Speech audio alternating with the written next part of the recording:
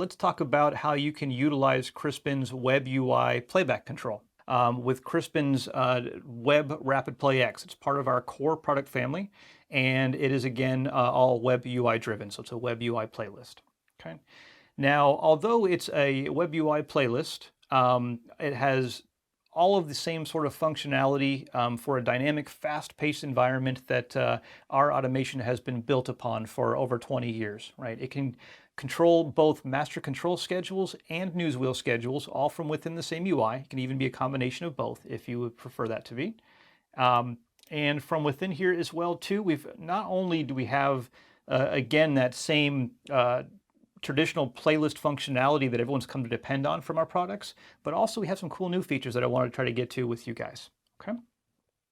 Now, I've already logged into the screen as I showed you, and you're just looking at a multi-view right now. But actually, although you're seeing 4 lists, I have them here set up in this way because I actually want to demonstrate our channel syncing functionality, right? And this is something that we had previously, but really enhanced it for some unique workflows that have come out in the last few years. And that's what I wanted to show you, right? So our channel syncing essentially allows you to make edits on one schedule and have them followed over to the other, right? Simple enough. However, one thing that we've made a big modification on here, really I should say 2 things, but the first one is that it's now bidirectional.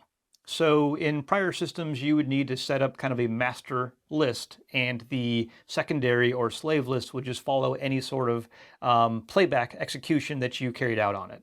So with that, you could essentially have a backup list driven by a primary was the main goal for that.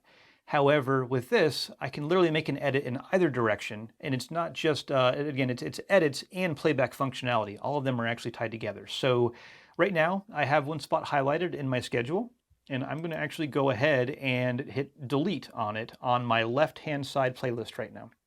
Now, when I do that, I want you to notice on the right-hand side that it just carried out that exact same delete. As I mentioned, this is bidirectional now. So instead of a delete, on the right-hand side, I'm just going to drag a spot, or I'm actually going to copy a spot, holding down just a standard Windows shortcut key. I'm going to use Control, and I'm going to copy it up above.